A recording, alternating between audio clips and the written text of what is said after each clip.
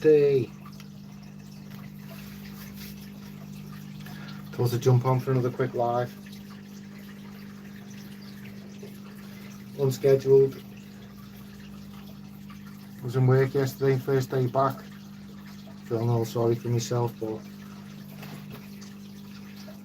thought to get back on the live. Well, you know, I've been getting loads of positive comments about the lives and telling me that people are really enjoying them. They're putting them on while they're doing like maintenance and while they're busy doing stuff, and said they've got it on in the background and they're enjoying listening to fish chat in the background. So I thought, you know what, let's do it again for a bit. So this tank seems to be on the mend now. Didn't seem very happy with itself. Hi Craig, you okay? First day off after being back at work, so I thought to jump on, do a live, catch up with everyone, see how everyone's doing. I'm getting loads of positive reviews or comments from people over me doing these lives, so I thought, why not try and keep it going as much as possible. If people are enjoying it, like the informal fish chats, then I enjoy it. It's one of my favourite parts of YouTube's catching up with everyone, so I always wanted to go live, so as soon as I could go live on YouTube I went live, and I really enjoyed the experience. So I find it a completely different, it's like a more relaxed, chilled out experience, isn't it? And plus people are there so we can talk in real time rather than hoping someone pops something in the chat on a video and stuff. So I do enjoy making the long form videos.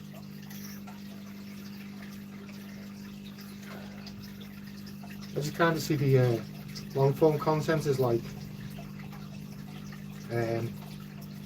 big telly stuff. Like I tend to put the long form content on the big telly and watch catch up with everyone's videos. So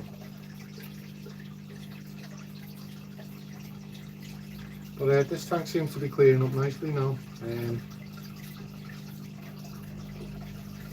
was stressing me, and then Glenn said I had a lot of flow, so I turned it down. It seems to be perking the tank up a bit. Obviously it's not 100% yet, but it's moving in the right direction. Next fish room I build, I'm going to make sure I can clean like the wood behind the tank. Obviously that wood's like 2 foot away, and the spiders get on there.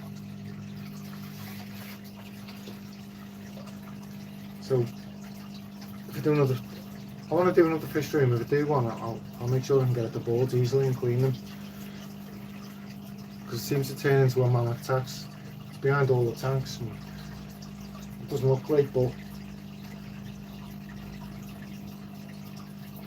it is what it is, you know. It's the first time I've like built a purpose-built fish room that's not in my house. I usually have it in like, in my last house I had it in the back room. I had 2 sitting rooms and I had fish tanks in the back room and a sofa, so I could sit in the middle of all the tanks and have a nose. But I used to spend most of the time in that room. I had the telly, so I'd have a lot of YouTube on in that room as well. Hi Rye. Okay, no worries mate. Like, that's you know, that's what I find with these live streams. People like to pop them on when they're doing stuff, so I enjoy it, and it gives people something fish related to tune into while they're busy doing stuff. So I think that's for me, that's, I want to do more of, like, I want to try and, what's the word for it, but I want to try and build on that so people have got something to tune into while they're busy doing stuff. And I find I'm getting a lot of feedback off people saying they appreciate that, so definitely something I want to build on. I want to try and grow that as part of the lives. I do like the formal lives with people getting guests on and stuff. That's it, isn't it? I'm getting a lot of people saying that they're enjoying it while they're working or doing water changes, messing around in the fish room and stuff. So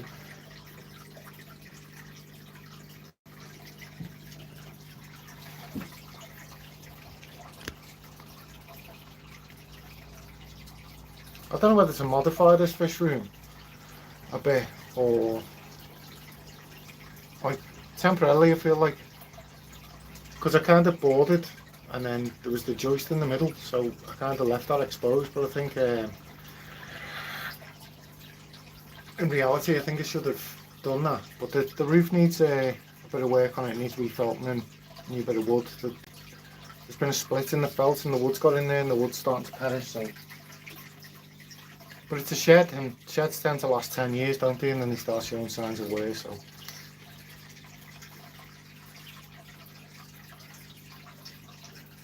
But with the amount of tanks I keep, I think I run like a central air system in here, but I think with the amount of tanks I'm aiming to keep, I think I could just run a few standard air pumps, I think. I've got the double one, so if I was running like, I'm only running what, 3 display tanks, well no. They're not display tanks, but I think I've got 3 of them, so if I just run some standard air pumps and then I've been getting some, what do you call it on here, some filtration, like mechanical filtration, because I was running sponge filters and I felt like I didn't feel like it cleared the water enough. I felt like there was a lot of particulates in the water, and it's the first time I've ever run sponge filters. Hello! Hello, Robin. Yeah, so if it was just like breeding tanks or something, then I wouldn't mind a bit of particulates in the water, but I do want the water clear, so I've kind of got a canister on this tank, and then the one to my right with the goldfish in. I've got I've been in touch with Glenn to look at getting a hang on the back filter, because I feel like hang on the backs in the UK are underutilised, and I feel like they serve a purpose, you know. I feel like they're great for polishing water.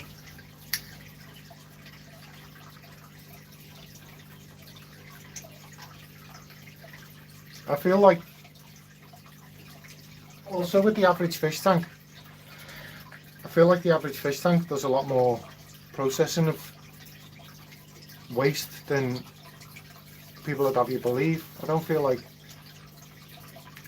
the average aquarium is stocked lightly enough that the surfaces can process the cycle, and then a lot of it, and you know, your filtration is to clarify the water and then maybe process the last little bit of maybe ammonia, nitrite, stuff like that.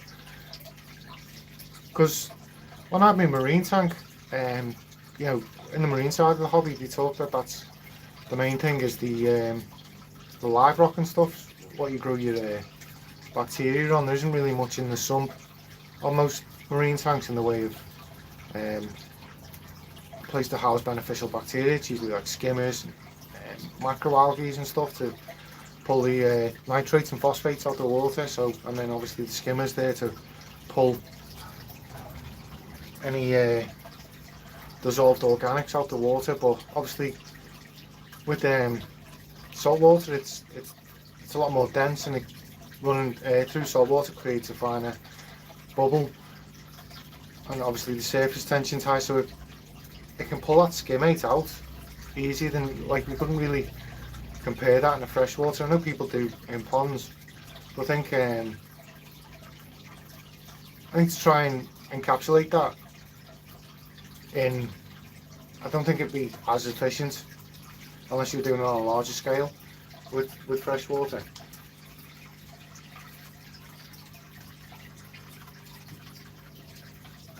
But that's my opinion, and that's something I want to toy with and experiment with my tanks, is kind of almost drop the mechanical filtration down a bit and focus on polishing the water. And obviously there's bits of mechanical filtration and everything, but I don't want to go overboard with it, especially considering a lot of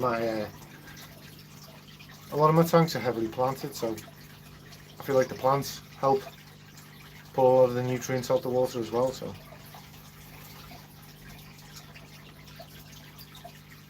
but this tank part of me wishes this was in the house, because it's the one I spend most time looking at. And then obviously I've got my angelfish, my Rio Nani angels in the living room. I'm really enjoying that.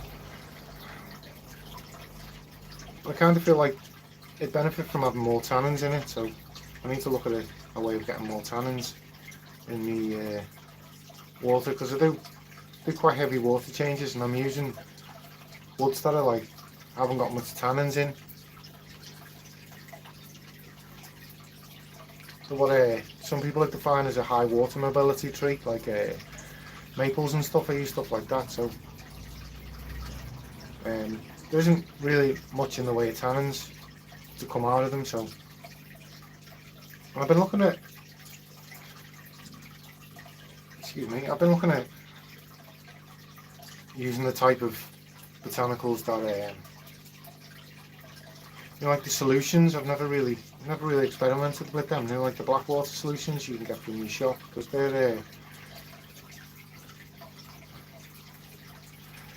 Hi Glenn, good morning. My first day off after my first day back in work, and feeling sorry for myself. I've just been saying actually that I was looking at getting the tidal off you, because obviously this is the first, just had the delivery. Nice. Yeah, I'm feeling like this is the first time in this room that I've ever just like run sponge filters, and I feel like with the type of fish I keep, like the goldfish, the brontosa and stuff, I feel like it leaves a lot of particulates in the water.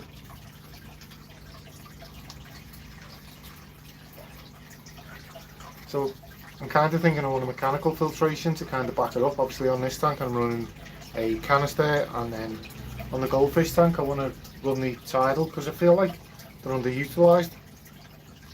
In the UK, canister hang on back filters, and I feel like they serve a good purpose. So I'd like to, well, some of them do. I feel like some of them aren't as up to the task as people would lead you to believe. But like the tidal, I feel like it's a good, I feel like for what I want a hot filter to do, I feel like it's the best filter that is available in the UK to do the things I want it to do.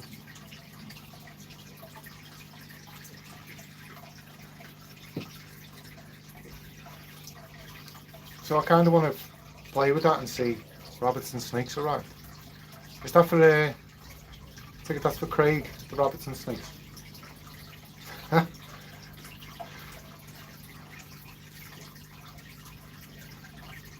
These brontosa, they seem much more confident with me now. When I walk in the room, they come to the glass, see if they get fed, and then every time I come in, I give them a little pinch. I've been like for years, I've been feeding heavily. Like I'll give all my fish one big feeding a day, but lately I've been trying to break it up a bit on my days off, especially, and kind of feed little and often and see how that goes.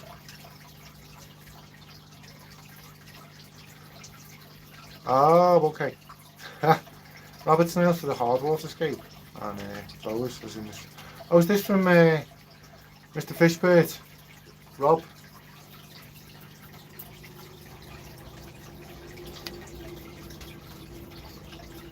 He's hit the like button, folks. Makes Glenn happy, and Glenn's happy, I'm happy. That makes me happy, definitely. Hi George, you okay? He's not up yet. Well, he lives on he lives in a different time zone to the rest of us in the UK, don't he? The legend he is.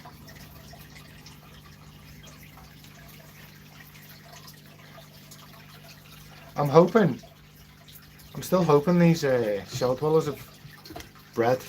I'm not seeing much in the way of activity, but usually takes about 2 weeks, doesn't it, for the eggs to hatch? Or is it a week? Can't remember. I haven't kept them for a few years. I haven't kept these shell dwellers at all. Don't want to mislead people. I've never kept these ones I've kept. Damn. I go on to night shifts next week. my job, it's like I either start in the middle of the night or I finish in the middle of the night, and so I'm perpetually sleep deprived, and it's not a very nice existence, to be fair.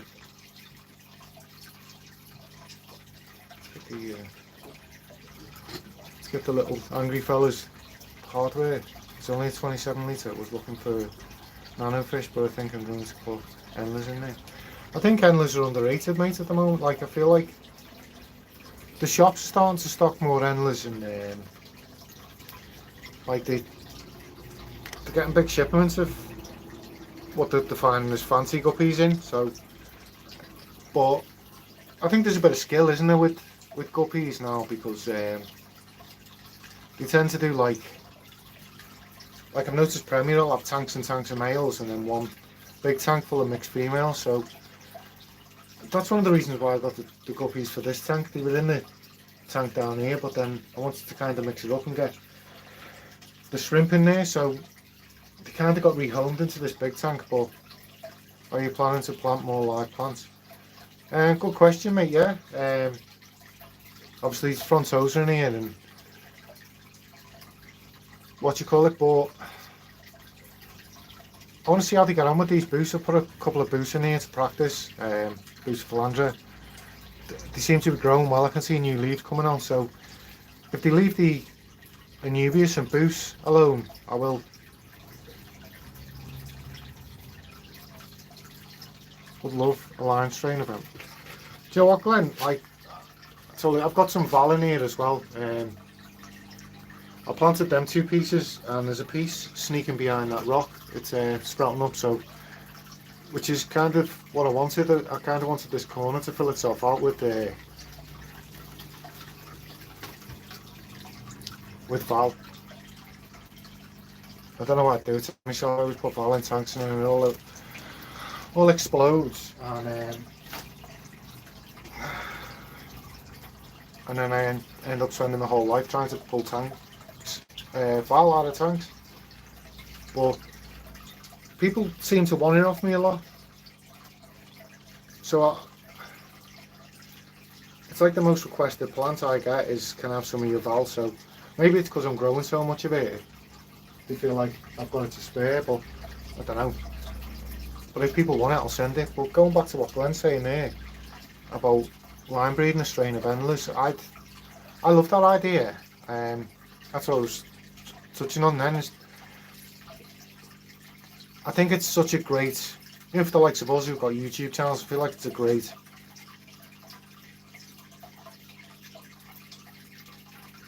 yeah, that's cool. I feel like it's a great fish for us content creators to be able to, show people the basics of line breeding. And you'd literally have to do it, wouldn't you? Because you'd have to, the way that the shops in the UK are stocking them, you'd buy your males and then your females would come from a mixed tank, so you wouldn't know what genetics they had. So you'd kind of, for me, I'd get some females that are already pregnant. I'd let them have the babies in the tank, and then I'd keep the daughters of them females and cross them with the males. I don't know why the light's going off on this so early. I think that's, do you notice that, Glenn? Do you notice with your Hiker lights, they just seem to take themselves up to maximum? Because they're not programmed to come on for a good few hours yet, and I'll pop them on low and they seem to be ramping themselves up, so it's a bit of a new one on me, that. It only seems to be these Hikers that I get it with. I'll show you the difference. This one's ramping itself up, and then this tank isn't, so I've just put this one on low and that's stayed on the same light.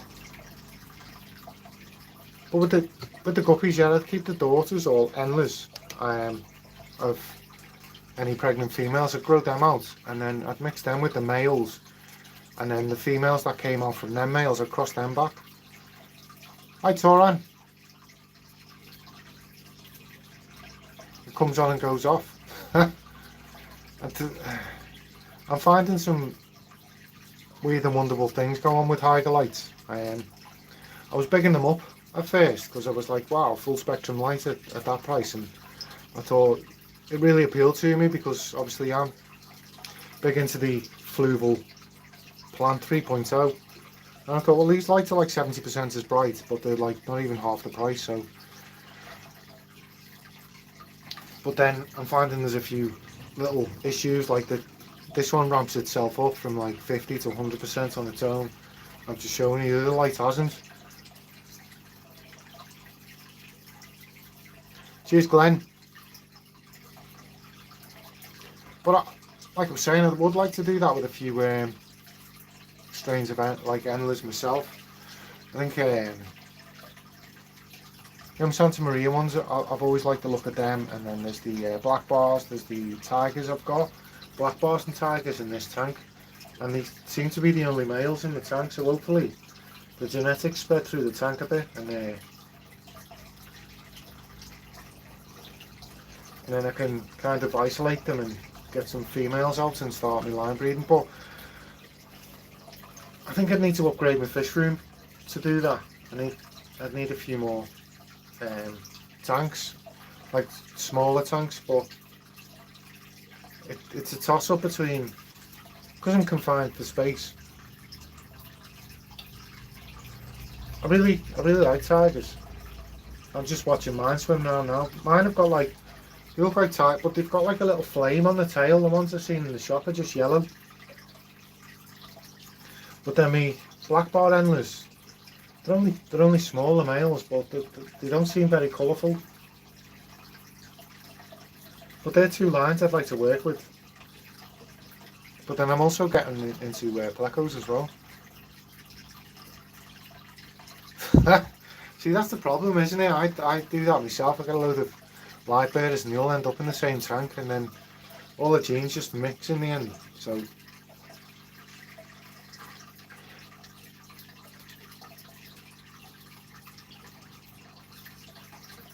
yeah, I do. To be honest, in this tank here, I'd love some more floor space. I've got goldfish in here. So what I tend to do is dump handfuls in it, and it vanishes because the goldfish eat it. So it's free food for the goldfish, and I find but all this duckweed kind of. I had one tank with the goldfish in that I used to culture the duckweed to feed the goldfish in, and I ended up getting it. Like I've been working in a tank.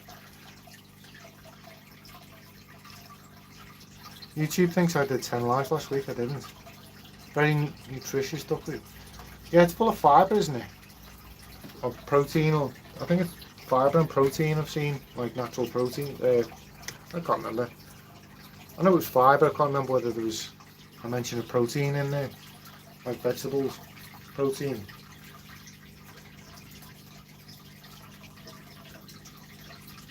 But I find, yeah, like this. Yeah, let me show you, Tommy. I hope I'm pronouncing it right. Let me. Right, so this tank, just got like a little coating of it on, but this tank here, it was absolutely coated in it last week or the week before, and then I put the goldfish in, and the duckweed you can see is stuff I dumped in out the tank this morning. God, I didn't realise that was so dirty. I'll have to clean them. Yeah, so like all that's cleared, and this was like thick in it. And I put the goldfish in, and it's gone already. But this tank's starting to, like, I'll have it on my elbows when I do maintenance or something. It'll end up on my hand or elbow. And then the next minute, I've got it flourishing in the tank. But I've got a data tank upstairs, and because it's got no livestock as such in it, I don't feed it, so the duckweed's starting to burn out in that. If you can kind of, you can scoop it out, dry it out, powder it, mix it with egg white and bake it in a flat piece slowly, and feed it to shrimp. Yeah, when I'm retired, I'll be doing stuff like that, Glenn. And hopefully I have a massive fish house by then, like Joey Mullen, and I'm breeding everything in it. See, next year, like I'm trying to get an idea in my head of what I want from the channel next year, and I'm finding I'm getting invited to do quite a few fish tours now, fish shops and fish rooms, and people seem to enjoy that on my channel. It seems to be one of me types of videos that does well, but I'd like to. Most people seem to like me talking about Wallstad, but then I get like mixed reviews. I get a lot of negative comments and a lot of positive comments, and like the last video I did, I got like 20 subs on it, so, and I got like 200 hours of watch time, so for my channel that's like 10 times more than I'd normally get on a video. So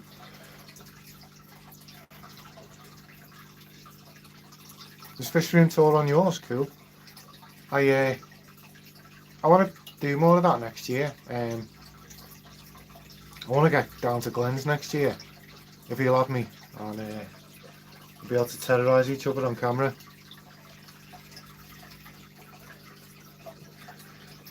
I also, Rob's invited me up there in the past. I'd like to get up there and see Rob and do some content with him. And there's a couple of shops that have invited me. There's a couple of fish rooms in my local area that have invited me. A couple of breeders, but I'd say the Wallstad content, everyone seems to love me talking. Not everyone. I do get people complaining, asking me why I talk about father fish tanks all the time. And I'm like, I try and keep my content separate and stick to like textbook Wallstad stuff. So, as I say, I find a lot of people enjoy that, but then I get quite a lot of criticism on them videos. But another thing people love is me talking about breeding. Like, I find a lot of people enjoy that. Oh, I love cooking food. Do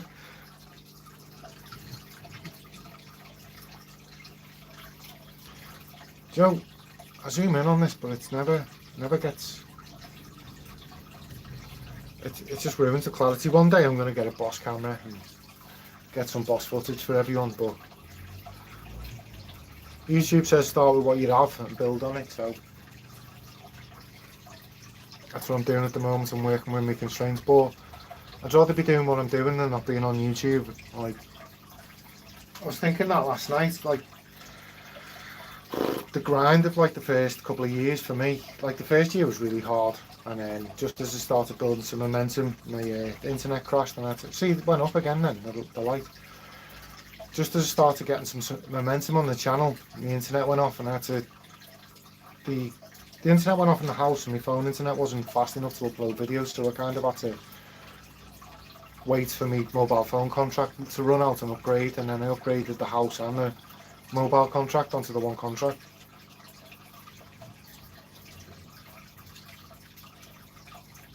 Take care, mate. Thanks for stopping by.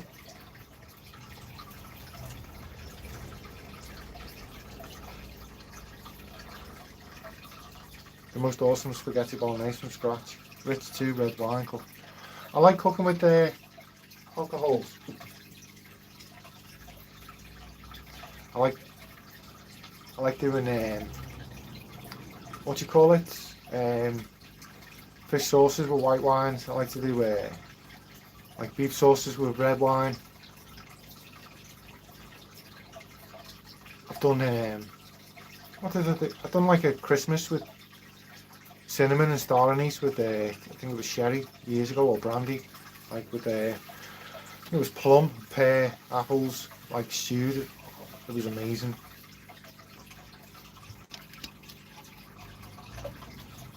There's a lot of detritus worms on here.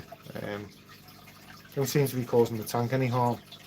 I think it do more harm me treating the tank for them than what they're doing to the tank. So just kind of let them do the thing and burn out, because eventually they'll subside, won't they?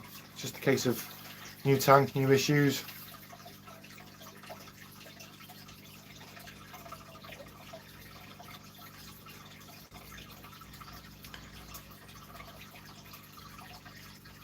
But as I say, there's a lot of people seem to appreciate the breeding side of this. I don't even do much, but when I put a poll out the other day, my Wallstad stuff came out on top, and then my breeding stuff, and then shrimp.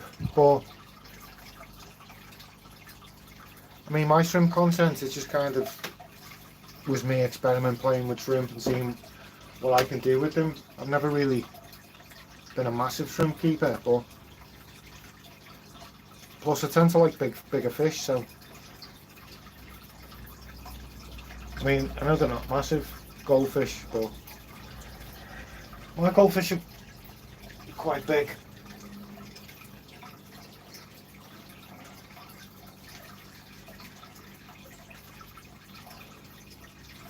I think people will be surprised by the size of my goldfish, to be honest. But like, there's the smallest fish I tend to keep are like me angels and goldfish, and then obviously I've got frontosa now. The shellies are a bit smaller, but they're like a species only tank, aren't they? So, but I don't think they go well with shrimp, to be honest. So it's kind of figuring out. For me, since I started the channel, was me getting back into the hobby, so I've kind of documented it all. I know people won't see it as a straight line from me starting getting back into the hobby after like, I think it was like a 6-12 month break. I think it was closer to 6 than 12, but I'd literally given up the hobby, gone into like bonsai, and then thought, no, fish keeping's my passion. I mean, I appreciate bonsai, I do bonsai, but I'd never be able to leave fish keeping alone. Played on my mind too much. I started off again with like a 25 litre tank, and within a month I had a 180 litre tank and 5 25 litre tanks, so definitely it just draws me back straight away. This tank's starting to clear up, Glenn, after a little misdemeanour. Like I say, I'd like to get this, I'd like to set it up so I could display my tanks a bit better. It's a bit hard to display them, and there's a lot of glare off them lights there. But them rainbows are amazing, they look amazing. But I'd like to separate the red lasers and the Bosmoni and breed them. I kind of popped them in the tank together in a rush and then instantly regretted doing what I was doing, so. But I'd like to get this tank up a bit higher. I think it's starting to look alright now. The only problem is them lilies, they grow and then like they fall apart, and then but there's a lot of snails in this tank, and I read the thing saying snails will decimate lilies, so I've kind of been trying to pick the snail population down a bit and get them out the tank.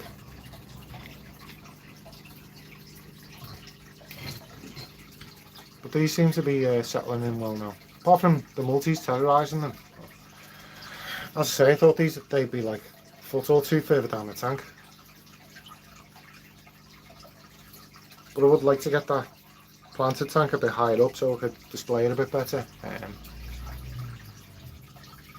This tank I'd like to, eventually the frontosa will be on their own. Well, saying that, I'm thinking of stocking some lulupi in here with them.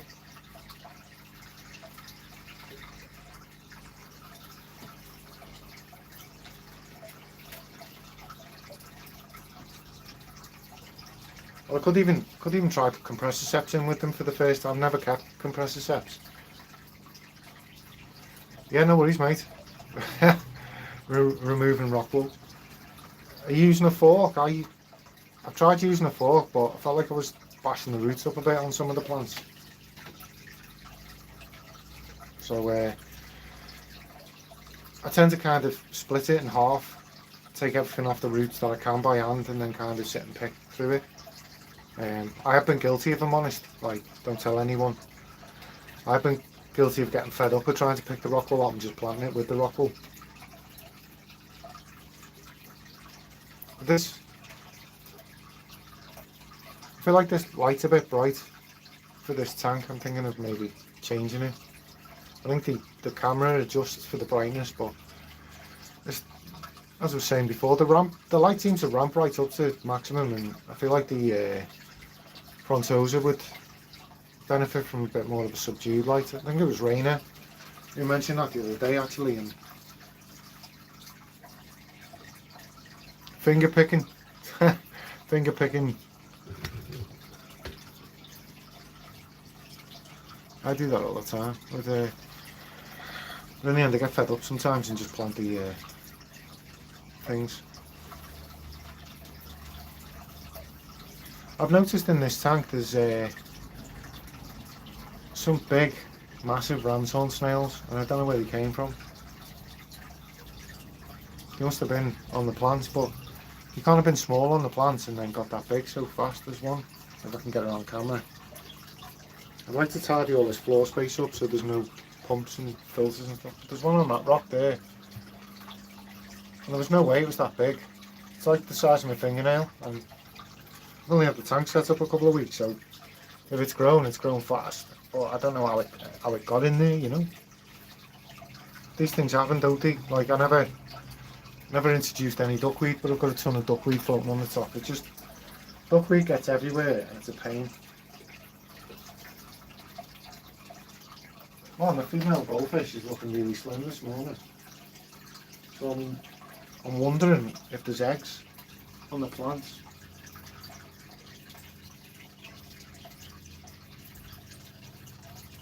I can't see any. I can't see any eggs on the plants. It'd be cool if it was, but I'd like to separate them if there was. Kind of grow them out. Well, not kind of. I'd like to raise the fry.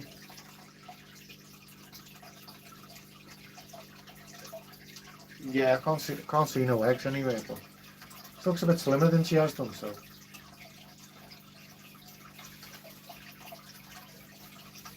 And there has been a small male bashing her about a bit lately, I've noticed every now and then. But he hasn't been like overly enthusiastic, he just kind of bashes her about for a minute or two and then goes back to what he's doing, not like a proper male who'd be like bashing her around constantly for hours, to the point where, you know, sometimes you have to separate them, don't you, goldfish, when they're doing that. And you always see on forums, don't you, like my goldfish are fighting, what they would do. And I think to myself, well, it's usually excited little male who's getting all overexcited, so just kind of split them up and reintroduce them after a few hours. I can't believe actually how much earth moving these Bashardi, not Bashardi, the Maltese do. They're almost down to the, all this sand was here and they banked it right up and it's all come out from underneath and it's all right round this rock structure. Now luckily I had the foresight to put the rock on the glass. Hello Only Oscars. Yeah, but I do recommend with like the likes of cichlids and anything that'll dig is, if you're going to put any hardscape in it, I always put on the glass at the bottom and make sure it's stable, and then add the sand. So if the sand's gone, the rock structure will stay where it is. Because I've had fish move sand and then the rocks moved and landed on the fish. It happened to a Lalupi in my last tank. And I didn't know where it went. I had 2 in there. I could only get my hands on 2. I wanted 6. And I had 2 for a couple of months and then one disappeared. And I didn't know where it had gone. And then after about 3 years maybe, I took the tank down and found this little skeleton under the rock, under the sand of this Lalupi where it'd been digging, and the rock structure had moved, and the rock structure was actually on the glass, so. But it must have kind of subsided the rock structure a bit, and this poor little fish's skeleton was wedged under a piece of rock. So definitely something I always bear in mind now when I'm setting up a scape. When I say scape, I don't mean hardcore aquascape.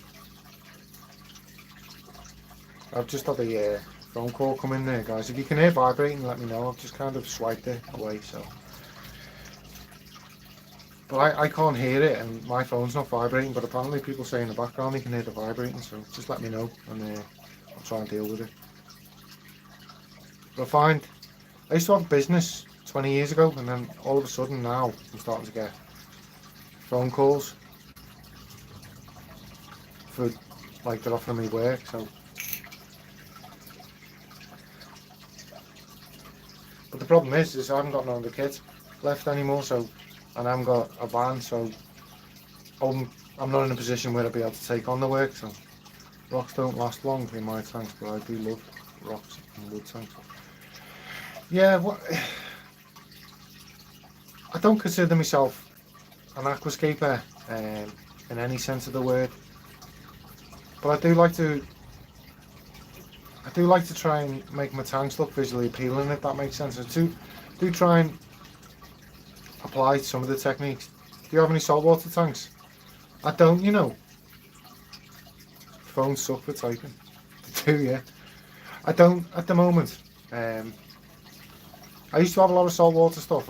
For about 10 years maybe I was exclusively saltwater, but where I am it went extremely expensive and a lot of the shops stopped selling it, and that's how the hobbies kind of fell away in my area. But I would like to do a saltwater tank again one day. I'd like to keep like zoanthids and stuff. I absolutely love them. It would be cool, but like none of the local shops or anything sell salt. I mean, I have got a river at the bottom of my road, so one of the things I did last time was natural seawater, where I'd take the car down to the jetty at the bottom of the road. Does everyone do saltwater at least once? I think so.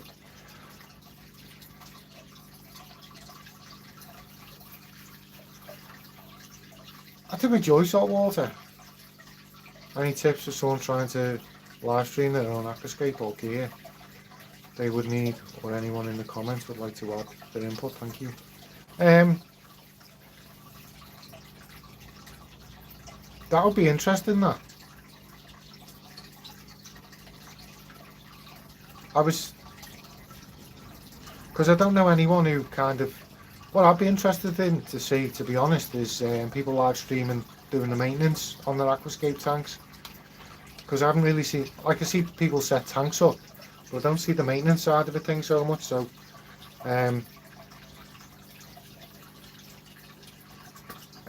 live stream, like just go on YouTube and live stream. I think you need 50 subs. I don't know whether if you got 50 subs you can go live, but just do it and your audience you'll find your audience, and your audience will give you the feedback you need to keep growing.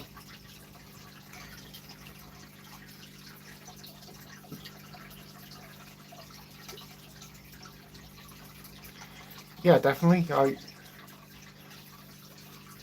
There's a channel on YouTube, and they've got their own like a paid subscription service in Bonsai.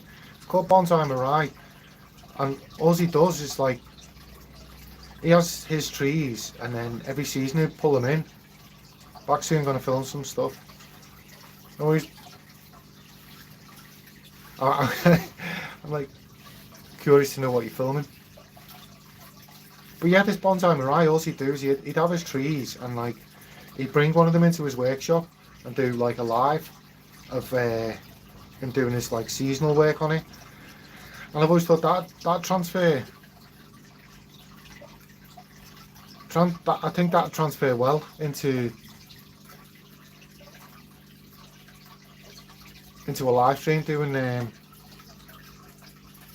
aquascaping stuff live, you know, like the maintenance and stuff. I mean, I've been doing these lives and they seem to be going really well. I'm getting a lot of positive comments off my subs and stuff, so I like the comments I'm getting is like, it's nice to just be able to tune into someone and listen to them talk fish keeping and stuff while I'm busy doing like water changes, or while I'm in work. So just put it on in the background and listen away. So I'm conscious of that's what they're enjoying, but I'd like to make the, like, for me at the moment I'm just kind of finding my feet with the live stream. I find like, yeah, but that's kind of, I want to, I want more. I want the person, like the people watching, I want to progress it so they've got more to watch. But then at the same time, all my long form content, what I call my big telly content, because I watch all my long form, not my long form, every long form I watch tends to be on the big telly. So I kind of want them to be separate. But I would like to start doing maintenance lives and stuff, and chatting away and explain to people what I do. Because I'm a big believer in 50% plus water changes, mate. And for years in my local area, I was getting told you do 20% max. You'll need a gimmick. Totally agree. Like, I needed to appeal to the people watching. I appreciate that. So I need to focus on doing something that they'll enjoy, that'll bring them back. Otherwise, people will think, oh, I've seen that now. On to the next thing. So I'm conscious of that. But I say, I've just got my channel. Like, I had my first goal in my mind, and I've hit the first goal, which was getting to the 1k mark, and it was an absolute slog, if I'm honest. And I think to myself, I'd definitely do it again though. Thank you very much. I get a lot of positive comments on this tank, and it really makes me proud. Like, because this is this tank, it was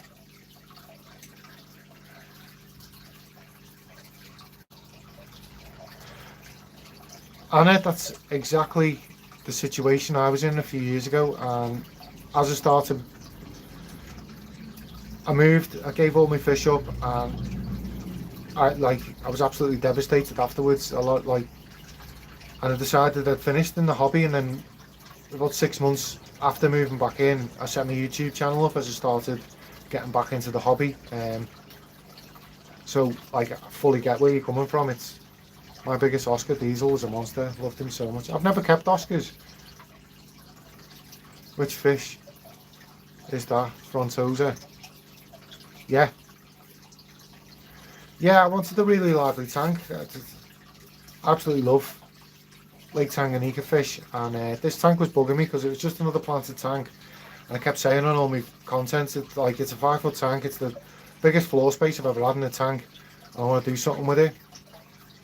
It's not the biggest tank I've had by volume, but by floor space and length, it is. So I'm from just over the water from Liverpool in the UK in England.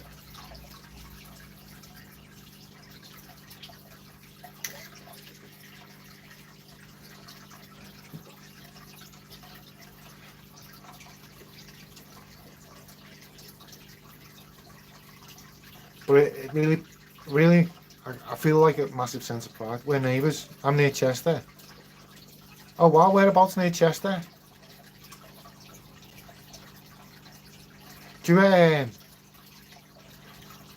what was the shop called? Can you show down planted tank? Yeah, well, it can do. It's a dated tank, so, and it's just had the bacterial bloom or something going on. And it's just in the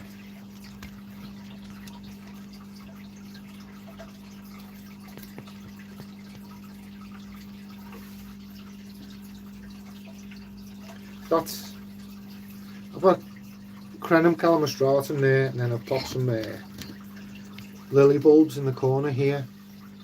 But I'd like to get this up so I could display it a bit better. Like, I appreciate, these are my style of planted tanks that I enjoy. And then you've got the this is an Amazon sword, and it's absolutely massive, and it's only been in the tank a few months, and it was only small like this one. I found one of them exploded, and I think it's kind of stopped the other ones from growing because it's gone so big.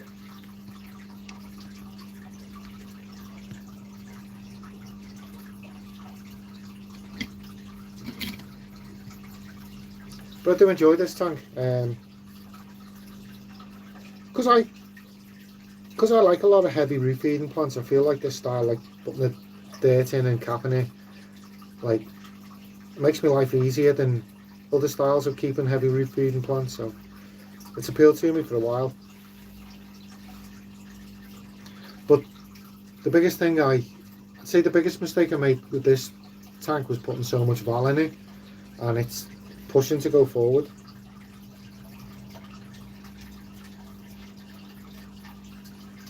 Catch our own fishes here. Oh, amazing. I know.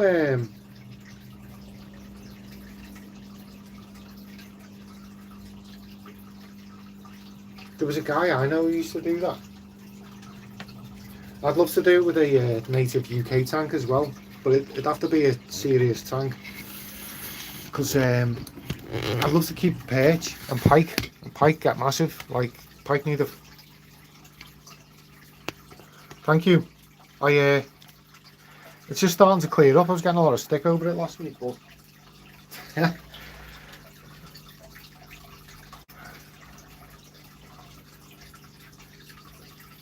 yeah, like, pike need a bigger tank than an Asian arowana, so it'd be a serious commitment, but I'd love to keep a pike. I think they're absolutely stunning fish.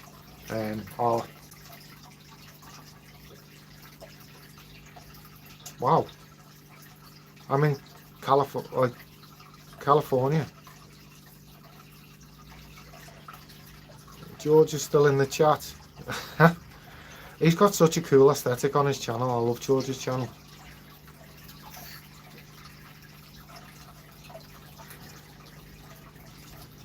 His tanks are heavily planted, and the vibe of his plants and his tanks like really appeal to me. Like, I'd like to they're the types of tanks, they kind of remind me of Dustin's old tanks when he was in his basement, from Dustin's fish tanks, and like the heavily planted vibe, I just really appeals to me. Like, I'm not a fan of did any of the fish make? I think a lot of the new stylescapes, like the Takashi Amano stylescapes, they're not really my vibe, you know. Like, I appreciate them and I can appreciate them, but with my work-life balance, I find I'm just nosing the fish. Like, I constantly inspect them while I'm in here, make sure they're all healthy and happy. Yeah, but I find them like, I find that with my lifestyle and like I work on sociable hours, I find it's hard for me to do the maintenance, and then once you start missing a bit, like, stems can start looking a bit ropey and stuff like that. So maybe one day. I have got CO2 and ferts and stuff, and I do play with them from time to time, but I tend to use fert to get a tank going quick, and then once it's grown in, I'll kind of shut everything offline. But sometimes you get a massive algae outbreak doing that because you've knackered your balance in your tank. I've had bad luck with fish in the last week. Or it happens to everyone, doesn't it? Like, you'll have a week where everything seems to go wrong, and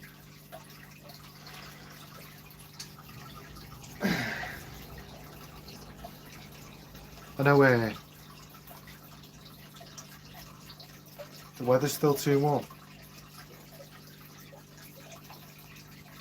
I wish I had weather like some of you guys. Like, you see, he's keeping tropical fish outdoor in ponds.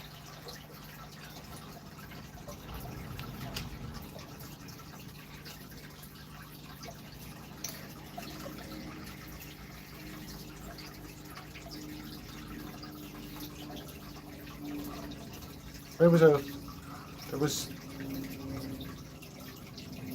India has beautiful fish.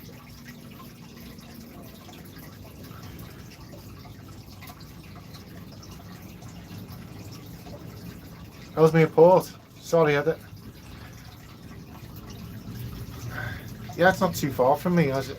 I'm New Ferry, so it's probably about 4 train stations away. Ellesmere Port got any fish shops?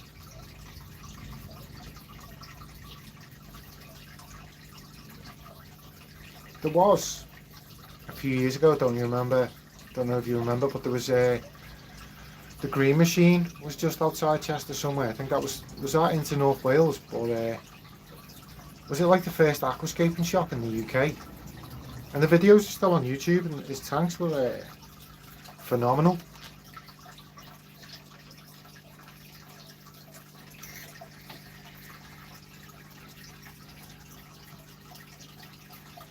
But then he had that He had that Takashi Amano vibe going, didn't he, a lot of the time in a lot of his tanks, and it does appeal to me. Mr. G, good morning. Was it afternoon yet? It's 11 o'clock.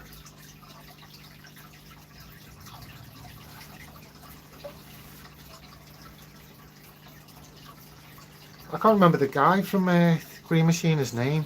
It escapes me, but the tanks he used to escape were amazing, weren't they? They were immense, like they weren't little fish tanks. I always wanted to go up there, and I never managed to get up there. And then, was it Graham, the guy's name?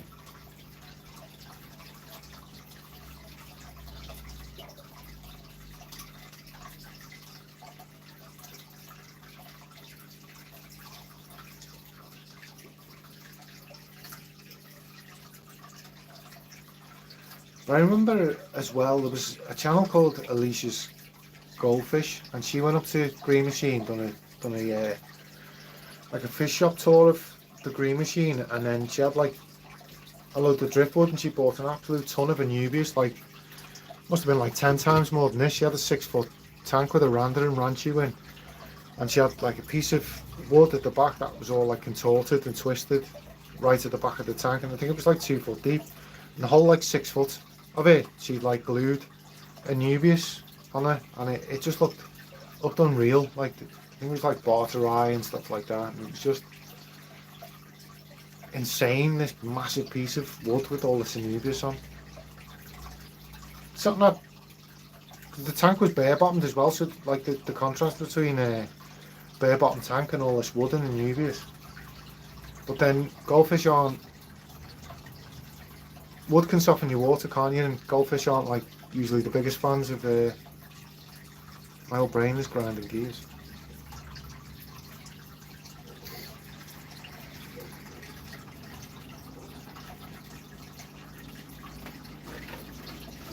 I keep finding it on the floor, Biohome, which is something I'd like to play with more, to be honest, this stuff. Wow, that was a jump in there. This is Biohome. You ever seen the pond? Is it the Pond Guru? The guy from, he's a Geordie, isn't he? I think.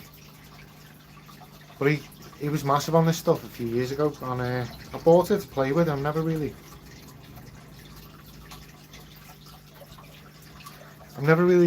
given it as good a play with as should. But he had me sold on the idea of it. I like the idea of ceramics. Love that guy. Do you know what? What was the other guy's name? From Stoke somewhere. You use it in all your filters. Do you recommend it? Like, I started buying it in bits and bobs, and I've got somewhere in this room, amongst all the filter media and nets and just general aquarium gear, I've got a ton of it in like an old breeder box, like a fish breeder box I had, and I keep meaning to get some more. Plus I've got that canister filter that I have Biohome Ultimate in my filter. I've got it's a, what is it, All Pond Solutions canister filter, and I was thinking of getting a load of it in that. And then I'm pestering Glenn to get me some, well, I think he's ordered the Seachem Tidal 55.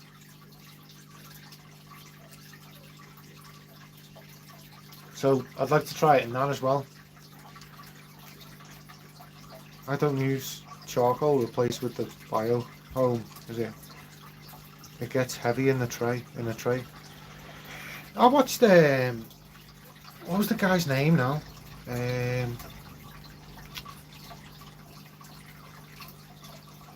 Oh, I can't. The guy with glasses.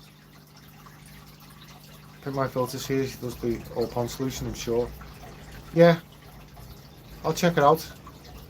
But they had like a marine block of the stuff. What's the guy's name as well? I can't think of it. I can picture him. Is it Melev or Melev or MELEV? his reef. I've always pronounced it Melev's reef. But he used to do that stuff, didn't he? Like the blocks of it in his tank. But I remember him putting a video out on the activated carbon stuff.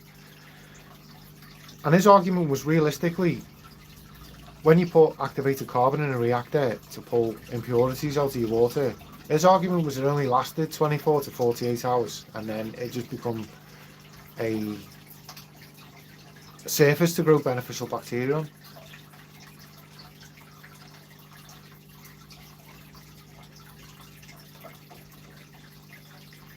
What's inside the tank, plants and all that? So there's a few different Anubias here. There's Barterai, Gold Coin, and then there's some Nana, there's Bonsai at the bottom there, and then there's a couple of boosters I'm trying out, see how they get on with the front. Then the Fisher Frontosa, and then I've got Lampologus, Maltese down that end, which I'm hoping to breed now. I've got some Val that's growing across the back of the tank. I think it's a cool opportunity to get some Val in a tank I can manage easily. Because I put Val in my tanks and it just goes all over the place, so I definitely can keep Val alive. But yeah, I've got Biohome in here somewhere, and like I do want to try it in my filters. All the fish. The bait in the Biohome. I'm filtering undergravel filters myself. Oh yeah, George runs the undergravels. I've always been interested in that side of things. I've seen my local fish shop, the guy who runs the fish shop, he's run undergravel filtration since the 80s or 70s maybe, and he swears by it. Anyone here used the Fluval Aqua Clear filter? I have a non-biased opinion, love to hear your thoughts. Do you know what?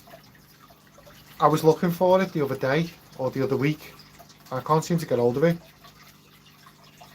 I don't think they sell it in the UK, but I was thinking I'd love to have a play with it, which has made me think I can get hold of the Seachem Tidal, so I want to get hold of that and play with it. Like, I feel like hob filters are just massively underrated in the UK, and I want to start trying. Yeah, they do. I've noticed the shrimp keepers are getting into them now, aren't they? Using the UGF boxes.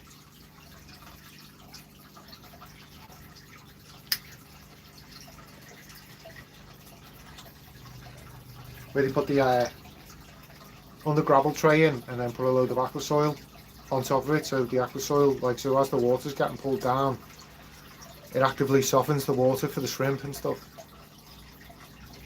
I've got lots of Pophos as filters on my tanks, and a different variant of Pophos. I don't know what it's called, but they're thriving.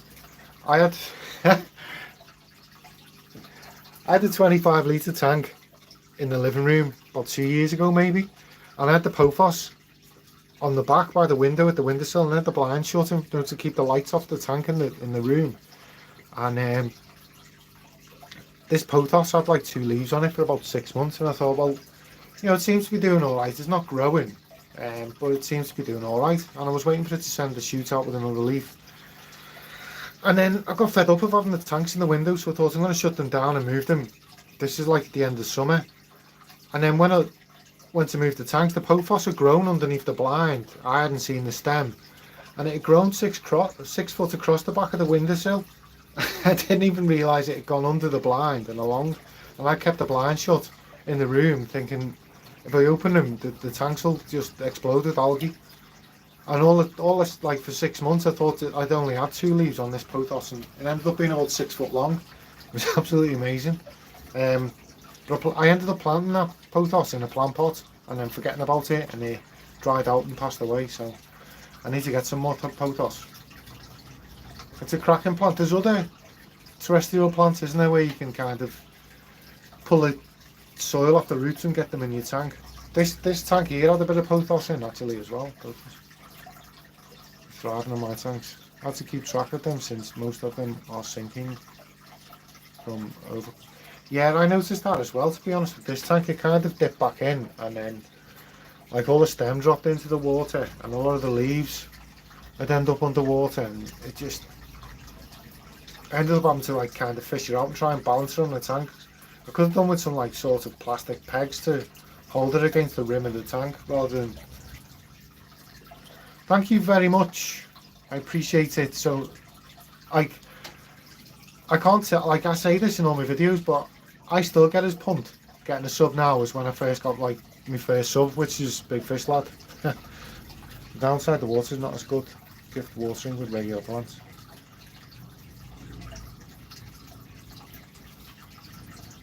Yeah. Oh, I see what you mean, like the nutrients in the water. It took me a second then.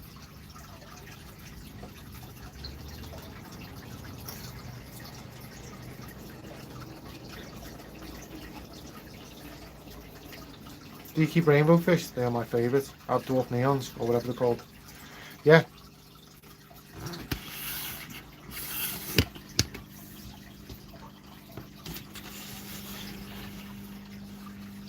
There you go. In here I've got Waponga red lasers, which look like the dwarf neons, except they've got like laser stripes down them when they colour up. And then I've got Bosmoni in here, and then in the living room I've got Goida River. I bought from a breeder, and according to the breeder, he got his fish from the same. Hi Craig. I got them from the same breeder. Gary Lang got his Goida River. I can never say Melitania trifasciatus, is it? Trifasciatus, something. But apparently they're the same. Floating plants. Two things usually kill my floating plants. Well, three actually, because I had I took some floating plants in from outdoors, and they had yeah, I absolutely loved them. I had scuds in this tank, and then I put the rainbows in with half an hour. There was no scuds. They absolutely nailed them, and I was having problems. If anyone's been watching the channel for a while, I had a big problem with scuds, and the rainbows made short work of them. Yeah, I was going to get onto that. So I think it was like aphids or something I had on my floating plants, and they ate them all. I took them out from the pond outdoors, took some floating plants indoors, and that nailed them. But the main two reasons why I find I don't have success with floating plants is a lot of them, if they're getting wet on top of the leaves, they kind of don't do well. So like low flow, not lots of splashing on the surface, no lids on your tanks. If you have lids on your tanks, the condensation dripping on them can negatively affect them. Another thing I find is your nutrient levels. I kept red root floaters and frogbait with no luck. You know, the funny thing, I had a ton of red root floaters and Amazon frogbait, and they both seem to have kind of. I'll get one going in one tank and it'll do really well, and I'll start moving it around the tank and then breaking it up, and then I'll put them in tanks that don't necessarily do well in, and then before I know it, they've gone. So I've got like little bits of Salvinia here and there. I've just popped them in my living room tank, hoping I can get a load going. I've got a Wallstad nano tank upstairs with a load of Salvinia in, but that's not doing, because there's absolutely no nutrients in the tank. Because there's no fish or nothing as such in there. I just kind of haven't been feeding the tank, and the nutrient levels must be depleting, and the floating plants are starting to show signs of nutrient deficiency. They're starting to melt away a bit, so I need to focus on getting a bit of nutrients in there to. It shouldn't take long if I do a bit of feeding, but there's a couple of scuds in that tank, so if I feed them, the scud population will go nuts. But as I say, I found with my rainbows, they make short work of scuds. I don't fertilise my Oscar tanks. Plants tanks I do fertilise.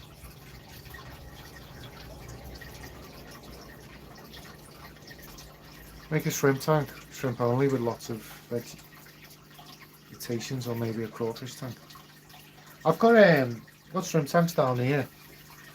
I've got one upstairs as well with what do you call green jades in, but I don't seem to be doing too well with the green jade.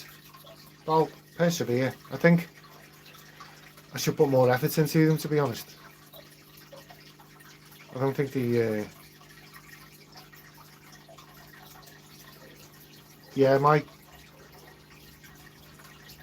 cichlid tanks, I find I have like a lot of epiphytes in the cichlid tanks I've kept, like the likes of Bruce, Anubius, that Java fern in there in the past, and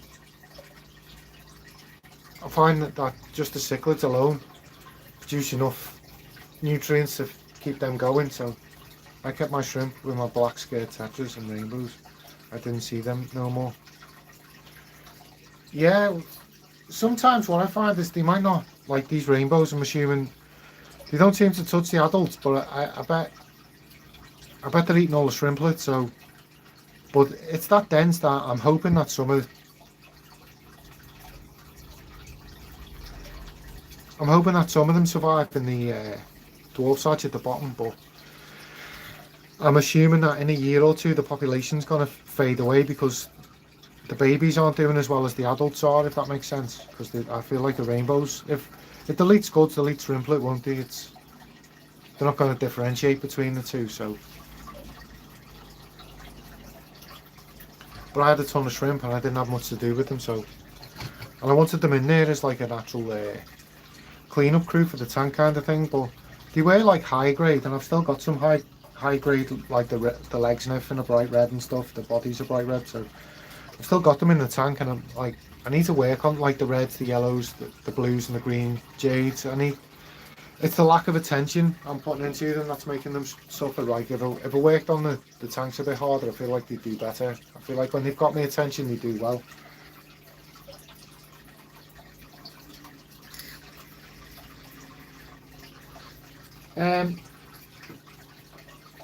In my opinion, stem plants do amazing without dirt. If you fertilise in the water column, if there's nutrients in the water column, the stems will do all right.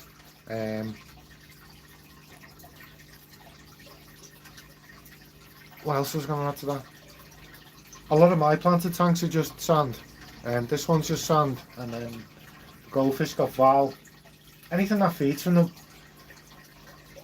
mainly from the water column, I'll just have sand in. I mean, the only tanks I keep dirt in is with the heavy root feeders. Like, they're my style of plants. I love heavy root feeding plants, so I tend to put the dirt in just to, because otherwise you'd end up having to do root tabs, wouldn't you? And me personally, I'm the type of person who would forget, and then the plants would start struggling, so it just kind of puts my tanks on autopilot for me. The fish waste's getting down there, and the soil, well, it's defined as sediment, isn't it? And some that absorbs all the nutrients out the waste, holds it for the plants. So it seems to put my planted tanks on autopilot for me, so I enjoy that. But I like the likes of Crinum, Pongigeton, the dwarf lilies, the Amazon swords, val, sarch, anything like that, anything that's feeding down. It's like they're the type of plants that appeal to me. Like I'm not very good with stem plants because I tend to neglect them, and then before I know it, I've got bald stems in my tank, and then like 6 foot of stem growing across the top of my tank. So there's a guy on a forum on a planted tank forum, and all his tanks are just sand, and he grows plants in them. So, what's your most exotic fish, and what's the fish you have least success keeping? Mine's angelfish for some reason, maybe the tanks. I don't know what my most exotic fish is, to be honest. Arguably me Rio Nane angels, because I think they're F1s or F2s from the wild, so that's as exotic as I tend to go. The fish I have the least success. Oh, that's a good question.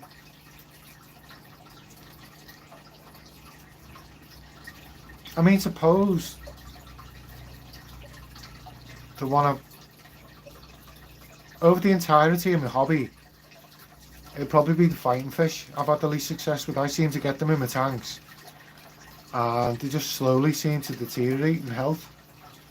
And I don't know whether that's a fighting fish thing in general, how they're kept in the UK, but I apply the same technique to every fish. Generally, it's like large water changes.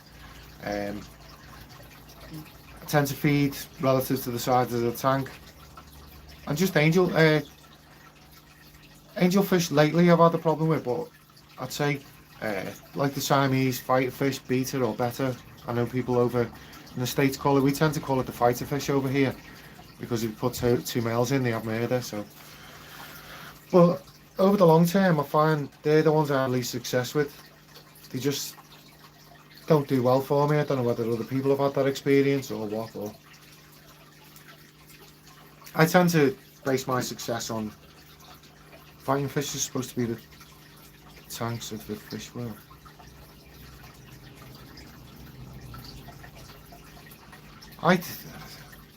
Maybe it's just me, my style of fish keeping, I don't know. I've got them and I've like bacterial infections on them. I've had Culminaris, I've had fin rot, and all that sort of stuff to me tells me that,